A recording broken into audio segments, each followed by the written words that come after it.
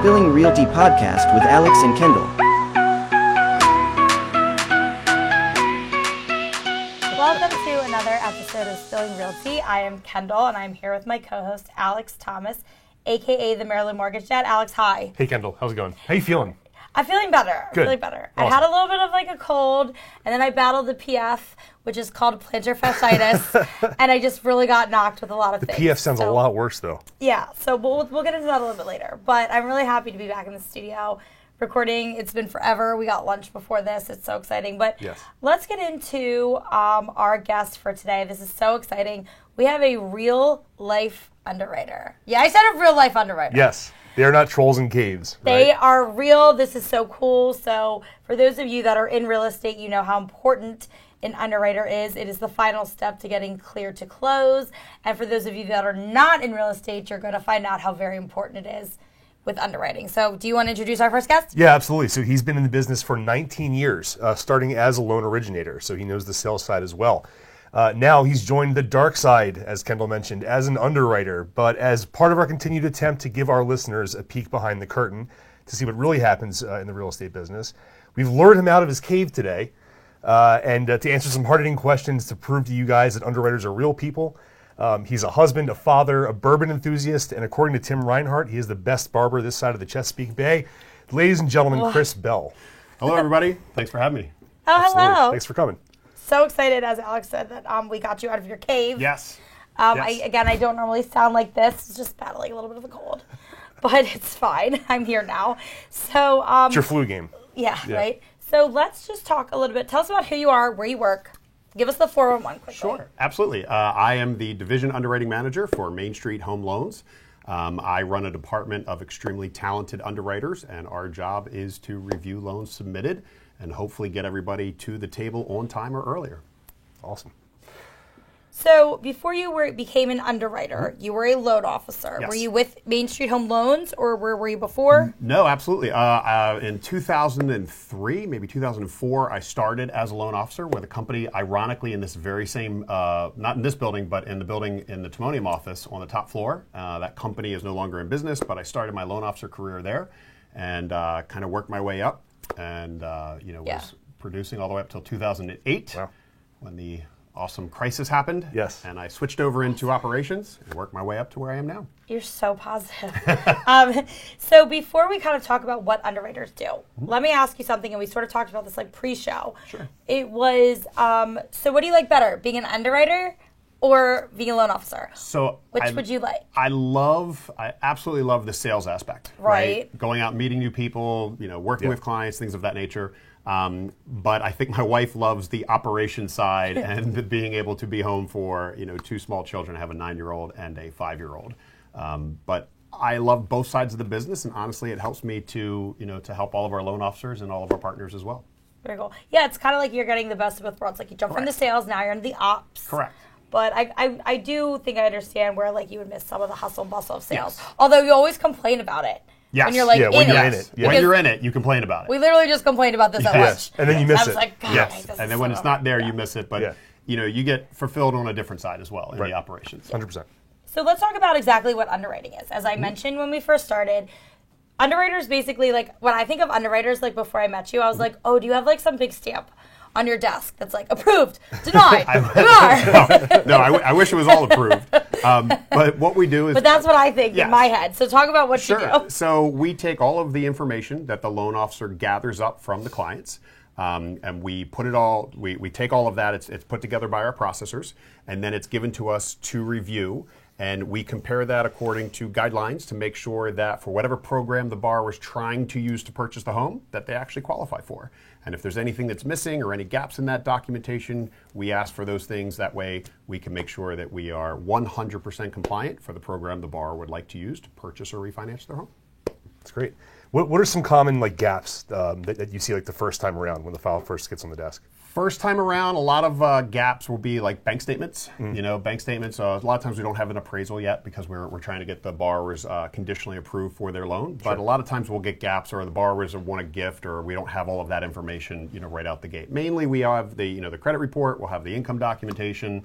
We'll have the contract, but we might be missing the assets or the appraisal, depending on where we are. How does it work where does Alex come in? When does Alex pass off the file to you? So once he speaks to a borrower and they send in their documentation, his processor will get that and put it all together in the format that I need to review it. And so once he feels that there's no more information to get from the borrower, knowing that we have enough to submit into my department so I can make a really good credit decision, then his processor will send it into us. How tricky is it?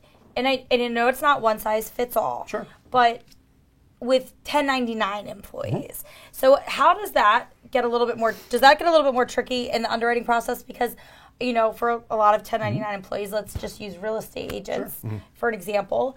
We write everything off. So, it looks like we don't make as much as we do. So how difficult does that come into play? And talk a little bit about self-employed or independent contractors. Sure. So that's one of the areas that we shine is self-employment. Okay. And so what we do is we have software and we have very experienced underwriters that can take self-employment in its various forms and kind of drill down to what is the income we can actually use. And one of the things that I always tell people is, what your qualifying income, for a mortgage might be different than your taxable income. Right, for what you report. Okay. And so sometimes we can add back and give credit back to our 1099 borrowers to help them qualify. But we are a little bit ahead of the other competition because we use software that really helps us go through those self-employed 1099 borrowers very, very quickly and accurately. And we know that up front. See, that's so important, just to talk about the technology and that you're a little bit ahead of the game because, not even just 1099 independent contractors, that goes for everybody. Even if you have an OnlyFans account and you're famous, sure, 1099. But still 1099. And I think that's just there's entrepreneurship is at an all-time high. Yep. So I was just very curious as to how that factored in with you, and obviously you guys are. It's not any more difficult than any other borrower because of the technology that we use and the experience that we have. So we actually excel in those self-employed borrowers. Yeah, absolutely. I would say, just kind of joining Main Street a couple months ago at this point, using things like LoanBeam, we can kind of upload tax returns and pretty much get a double check right there as to whether or not we did an income calculation the right way. Gotcha. Tell us one of your best, most challenging wins or craziest stories. And you can, leave out names. Or you can put them on So the spot. crazy stories, and this is the difference, I think, on the operations side. So whenever we have a refinance boom or a purchase boom, most companies will work, in that Monday through Friday, 8:30 to 5. Yeah. And I will leave names out, but there were times as an underwriter, in my career where we literally worked. No, I was just going to say, we worked 30 to 45 days in a row, weekends. Yeah. My God. To get through the volume, right? If you kind of, when it's plentiful fish, you go fishing, Right. And so we had a great team, and we just ended up working, weekends. And I think my record was, 40 days straight. And my wife then said, "You're done." And Wow. but Take a that's day off. Saturdays and Sundays. But we did it for the company. We did it for our loan officers. We knew this market, was cyclical at the time. But that's a pretty crazy story to go 40 days without a break, you know? So, but were you so done once you, did you go on a long vacation after? No, I wish that I did. You when probably we were went done, back to work the next day. So I was going to say, when I was done, I took a weekend off, and then the market was still hot, so we just kept going. But those are the COVID days anyway, right? So well, this was actually pre-COVID. Okay, so this was pre-COVID, so many years ago. Wow. Yeah. Very good. Yeah, I know. I was pretty tired after the last 2 years. Yeah. I'll tell you that. Yeah. But always grateful for business. But I mean, I don't know what other time period you were talking about, but just to relate from COVID, Sure. Holy moly. Yeah. We were I very was so sick of people too. Yes. Yeah, I Yeah, was for like, sure. kidding. We were very fortunate that we had a very good, experienced team of underwriters, and so we got through the volume that came through and the technology that we use. Yep. This was prior to COVID, and at a former company, we just cranked through and did 40 days straight. Yeah. No, I've done several deals with Main Street Home Loans, and I've always been very impressed because you guys are always really fast.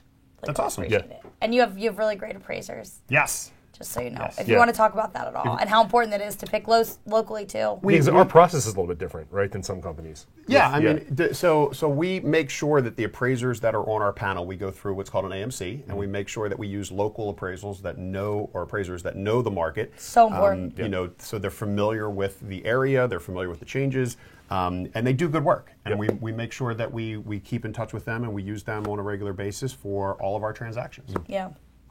As I said when we first started, underwriters, you can literally make or break somebody's whole dream. Sure. That whole dream of home ownership. It literally comes down to you. What's the most challenging part of your job aside from being a deal breaker and having to crush hearts? Well, so the most challenging part is when we know we have a really good loan and we know we have a borrower on the other end of that transaction and we get information that wasn't disclosed up front. So like the biggest thing will be like if somebody has a foreclosure or a bankruptcy that they didn't want to tell the loan officer about, and we find out in the middle of the process through our research that there was a foreclosure or a recent bankruptcy or something that's going to blow that deal up. I mean, those are things outside of our control that we try to plan for, but it does happen. And the other big thing is if somebody doesn't disclose debts to us, right? So it's not on your credit report, but we find out You're that gonna maybe find it. right, we're going to find it, and it Eventually, might be something that materially impacts that loan and might make the borrower not qualify. Whereas if they would have disclosed it up front to the loan officer, we could have handled it a little bit earlier. Yeah. Right, like promissory notes, business Correct. equipment leases, Correct. right? Those kind of things. Correct. Yeah. Well, that was all my questions, Alex. Yeah, absolutely. What's the biggest misconception, I guess, about what you do and what your role is in the process? So I think the biggest misconception is that underwriters want to kill the deal, right? Everybody thinks I thought underwriters. that until I talked to you. So everybody I was like, thinks great, that we have an underwriters underwriter. want to kill the deal, and the reality is in today's market, underwriters want to get your deals done, right? Yeah. So I would say that 95% of our job is looking to make the deal or the loan work. Yeah. And the other 5% is risk management, right? And so risk management is making sure that we don't do a You don't- loan yeah. that is going to not perform or is going to put the borrower in a worse place. Right. So, at our core, we want everybody to get a loan. Yeah. Yeah, that's true. It's just not realistic all the time. Correct. But, Yeah. what's your biggest pet peeve with loan officers? We get blamed for everything. So since obviously realtors and people on the front end of the transaction don't get a chance to talk to underwriters, on a daily basis, we are the scapegoats. So everybody says, oh, it's on the underwriter's desk, or, the underwriter doesn't like this, or the underwriter doesn't like that. And, a lot of times, we can be used as scapegoats. That's the biggest pet peeve. What does that mean, the files on the underwriter's desk? So I would say, not even 5 years ago, there are some lenders where they would do a paper file. So thankfully we are ahead of the curve in technology, so everything for us is electronic. Yeah. But even 5 years ago, actually let's say 5 to 7 years ago, I worked for a different lender and they had paper files. Yeah. So you would put the paper file and you would physically place it on the underwriter's desk, and the my underwriter God. would open it up and go through all this paper and then, transcribe that into the software, whereas now we don't have paper files anymore. So, Alex, you can never tell me something's on an underwriter's desk. I can tell. Yeah, I know you're I'll full say of it's crap. in his inbox. You could say it's with underwriting. Yeah, it's with You just can't- we don't say on the desk anymore, right? It's funny.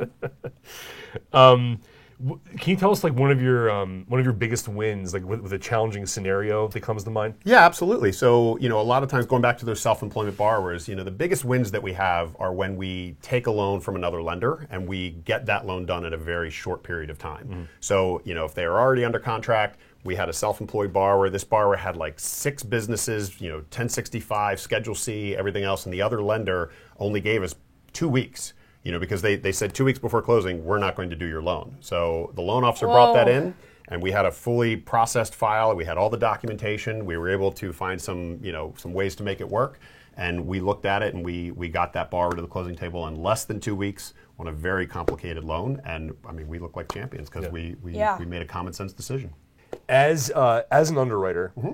and we're talking to first-time home buyers out there, assuming for this question. Sure. What are some of the best things that a first-time home buyer can do to put themselves in a position to have an easy underwriting experience? Yeah, great question. I think the easiest thing you can do is just be open with your loan officer. And even if you don't think it's an important fact, make sure that you tell your loan officer. If you drive for Uber, or if you, do, something on the side and you've got like a little passion, like for podcasting, you open something up, or you're a voice actor on the side, make sure you tell your loan officer all of those things so that nothing pops up when you're in underwriting. So just be very, very upfront with your loan officer. Make sure you give them all the information up front, and your Truth loan always officer comes out. Right, the truth comes out, and you want So it I to be tell upfront. everybody, I'm like, you might as well, look, if you have something to say, Right. say it now, because Right. you're not going to be happy. Exactly. if you screw this up. Yeah, even if it's not on your credit report necessarily, there's so And many nobody different checks cares. and balances. Like, it's okay. Right. Just tell Correct. the truth. Just- Literally right. nobody cares. Well, and if you're working with a great loan officer, they will guide you for what you need to do before that file ever comes Yeah. into my underwriting. Right. 100%. Yeah, that's the idea. Is we try to give as clean files as possible. Yes. Over to Chris and his people. Yes. So So we're going to get into everybody's favorite section of the podcast, which is Plead the Fifth. Plead the Fifth is a rapid round of questions. Okay. You can either answer or you can plead the fifth. Okay. Our guest has absolutely no idea what we're about to ask, and I'm going to let Alex kick it off because Alex loves this one. Yes. So, are you familiar with, I don't want to call it a schoolyard game, but a game, the popular hypothetical game we all used to play when we were younger. We'll call it Shag, Marry, Kill for monetization purposes. Okay. Shag being, the one night stand, right? Okay. Marry being, I want to be with this person or thing for the rest of my life. And then Okay. kill, it's like, let's get this guy or gal or object out Okay. of here, right? Okay. So, your choices are, we heard you're, again, a big bourbon enthusiast. Yes. Four Roses, Basil Hayden, and Woodford Reserve. Oh my God, they're like, okay. So We told you they were tough. yeah, so I'm going to say Shag for Four Roses. Okay. Right. Marry Woodford Reserve. Okay. And I can't say kill because I like Basil Hayden. I know, I was going to be like, you better be very careful I about can't that. say kill because I'm a 'Cause bourbon. Basil Hayden I is love excellent. Basil Hayden's. I can't Yeah, say. but you have to pick I one. mean, Woodford Reserve is my go-to, right? So that's my go-to bourbon. Four Roses is new on the scene. I like what they're doing. They taste good. Four Roses Basil is Hayden. good. And Basil Hayden. I'm going to go with Shag, Marry, and Date. Okay, I'm going to go Shag, Marry, and Date. Okay, so there you go. Well, Gotcha. we've never had that Yes. before. So Thank Ba- you Basil for Hayden's the making your mistress own then. rules. Basil Hayden is the This is mistress. a mistress. Yes. Got it. Okay, very good. Like how you make the rules to our game. That's fine. Let's get into the bedroom a little bit. Okay. Okay. Do you snack in bed? Do you eat in bed? No, I do Do not. you? eat that. Does your wife? No, my children do, and it drives me crazy. And that is the primary reason I don't, because I will tell you that my bed is filled with melts and puffs and Cheerios, and I try to make my kids eat on top of the comforter, Yeah. and that doesn't happen. So when you pull back the comforter, there's a crunchy sound when you lay down, Yep. and then I have to get up and knock everything out of the bed. So I do not eat in bed. My favorite is the fruit snacks in the pillowcase. Yes. Because they Yep. always end up there somehow, and then I don't know how they get sticky, but they do. Yep. And it's just I don't have children, but I love to eat in bed. My daughter will use a Go-Gurt, do. and I will Oh my roll God. over, and you'll be laying in Go-Gurt Yeah, or there you something. go. It's Oh, a gosh. 5-year-old's dream. Yes. Wow. Yes. Okay. One other question. When you sleep, socks on or off? Off. Off. okay. What about your wife? Good. You're not a psychopath. What was the question? What about your wife? On or off? My wife off. Off. I think socks should be off. Although I make my partner wear socks because I think his feet are gross. If I get into bed with socks on, it doesn't feel Yes, right. Like does not I Yeah, well, can't. Alan's always like, "Do I really have to keep I know, poor socks on?" Alan. I'm like, "Keep the socks on." Poor Alan. Alan, you got to fight for this one, bro. Right. Until Yeah. you come and get a No socks. pedicure, Yeah. you wear socks. Right. No socks. Do you get a pedicure? No, I do not. My wife does. Go ahead, Alex. I've done pedicures before. They're Love great. them. Yeah. They're NFL right. players get them too, so Yes. it's not weird. Yeah. Yep. It is weird though when they sometimes depending on how desperately you need a pedicure, Yeah. they bring out a cheese grater. Oh yeah. for your Well, they feet. always have to for me. Yeah. Ew. Well, we know that now about There you go. Alex. All Well, yeah. I don't go enough. I guess That's what they Suzanne. tell You have to me. go more. That's what they tell me. Go ahead. So I also, little birdie told us she liked to vacation in Ocean City, Maryland. Yes. As many of us do. Yes. Who's got the best pizza down there? Captain's Pizza on 137th. It is Wow. our family tradition. It's a good option. We Yeah. get the giant 48-inch pizza as a family tradition. That's the place with the That's big- the okay, place. with the big slices. I So always it's wondered. so Okay. big that you Captain's have when Pizza, they this is deliver important. it, they have to turn it on its side, and they have to immediately turn it the other way. Otherwise, the cheese all slides to one What? side, and it feeds, I think, 10 to 12. And so you can we get it every single year. I have pictures going back 20 years when I That's was a so teenager of getting this giant pizza. So that Captain's Pizza, and it's what a do good you pizza. What do you put on your pizza? Just cheese. Are you weird Fastball. about pineapple and ham? Does I pineapple mean, go I've had a on there? Hawaiian pizza before. I've Yeah. eaten it before, but for Captain's down the beach, just get the cheese, get the maybe a cheese. little bit of pepperoni, and you're good to go. It's awesome. I love pizza. I have a pizza blanket. I forgot about that. Did you bring that in here last time? Yeah, I did. Yeah, it's funny. What is one of your most challenging moments as a father? That is a great question. Challenging moments as a father would be to remember when I am disciplining that I'm actually teaching. So if I am teaching my children and if they're doing something wrong, I change my tone and I try to make it a teaching moment because I don't want to you don't want to yell, you don't want to scar them, you don't want to do anything. So I always try to make it a positive teaching moment, and then to the mind of a 5-year-old or to the mind of a 9-year-old, make it something that they're going to remember and not necessarily like hate or one of those Resent you for it. Resent you for it. Yeah. Yeah. Right out. That's a great answer. What about you, Alex? You took mine. Oh, That's a cheesy answer. It is a cheesy answer. Right. I'm a dog mom, so I can't do that. That's a good one. Yeah. How about that? Dogs or cats? Which one do you prefer? I've Okay. had dogs. I've rescued dogs. I did have a cat. Super awesome cat. His name was Mr. Powers from the Austin Powers movie That's a long great. time ago. And he was just an amazing cat, but I've always been an avid dog lover. Yep. Me too. Alex has a cat named Susan. Yes, we just got a cat this year, and I've never owned a cat before until this year because Very our different kids wanted experience. one. Very Yep. different experience. Yep. He had her Yeah. name Susan. Named Susan. Well, my son picked that. I still have no idea why or how. We don't Doesn't have a matter. Susan in our There life. you go. Like so. Okay. Yeah. No one at school's named Susan. We still don't understand. Right. But that's That's how kids work. what he picked. I Yeah. think that's so funny. I was like, your cat's name is Susan. Stop it. Yes. Yeah. And he was like, yeah, what? EJ picked it out. I was like, oh my God, that's so bizarre. It's so funny. It is. Kids are crazy. What kind of dogs? I love border collies. My favorite is the Belgian Malinois. If I could ever own, my kids are allergic to, but they're the police dogs. If you ever look them up, they're beautiful dogs. They're crazy intelligent. They're great family dogs, great protectors. Oh, these dogs. Yep, they're my favorite breed of dog. But unfortunately, my son and my daughter are allergic to dogs. Oh, no. So we will be dog and catless for quite a while. Yeah, it's tough. Yeah. Are they the police dogs? Yes. Yeah, Yeah. that's what Yeah. I just Okay. said. Yep. Yep. Those are I my have favorite breed. I'm an English bulldog Yep. person. So.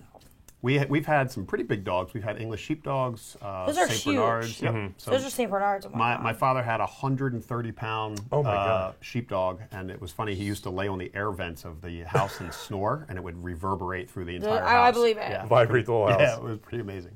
Oh, these dogs are cute. That's awesome. I have another one. So I know you're a big stickler for organization in Yes. the brief time that I've known you. Yes. What's one tool that you cannot live without? Microsoft Teams. I need Microsoft Teams like You're coffee. really passionate about that. I am so passionate. The ability to communicate with my team instantaneously, to call a meeting, to be on camera, Yeah. that is paramount. To get information to the people that need it as quickly, or call a meeting, and we are very fluid. We're very fast. But I need Microsoft Teams every single day. Yeah, that's a good one. Yep. And I guess my final one for you would be, where's one place in the world that you haven't been to yet that you want to travel to? Fiji. Fiji? Ooh. Another good one. Fiji. That is a good one. I want to go to Fiji. I saw a commercial for Fiji back in the 90s, and I thought it was like paradise on earth. Yep. And then I found out how much it cost to go to Fiji, and I was like, I will never go to Fiji. But I hear it is a very, very special place, and I would love to go to Fiji, but for like the 2-week trip, like, Right. Not like a 3-day. Not like I don't a think Free you, day, yeah, you yeah, can't yeah. do like a week there. You have to go. You for have to longer go than for that. like 2 weeks, Yeah. and then unfortunately you have to come back. Like, Right. It's one of those places. So. Yeah. Very good. You think the water's expensive? Yeah, I can't even imagine how expensive. Right. the- Right. Yeah. But it's supposedly beautiful. So. That's awesome. Well, thank you so much for your time course. today. Absolutely. Yeah. Thank you for squeezing us in. Yes. Yeah. As you all know now, underwriters are real. Yes. And they don't just have a stamp on their desk, and there's no such thing as the file being on the underwriter's desk, which we learned today. But Yeah. thank you so much for your time. Of course. I think a lot of people don't believe that underwriters are actually real. So this is exciting. This is, that's one of the I great know it sounds things. silly, but well, it's true. so I will say, and I'll end on this. Our underwriters, it used to be that underwriting, you couldn't call an underwriter, you couldn't, text an underwriter, you couldn't, there was no instant messaging, and so an underwriter, you would send their file in, and then Yeah. you would get this magical decision that you couldn't even question. Right. And we've broken that mold to where, our loan officers pick up the phone, you can come into our office, we're very open, we want to ask those questions up front, we want to get everybody to the table, like I said, on time or earlier. So we've kind of flipped that on its head, and that's kind of the new form of underwriting for Main Street. That's great. Well, Chris, thanks a lot, man. We really appreciate your time. Absolutely. Yeah. Cool. Thank you. All of your information will be at the bottom of this episode. You can check it out. If you feel like asking Chris any questions, please feel free to do so as well. That's why we have our guests on here. But I think that wraps it up. Alex, thank you. Chris, thank you. Thank you. Thank you to our fabulous production. And I guess we'll see you back next week. Same time, fresh tea. You guys.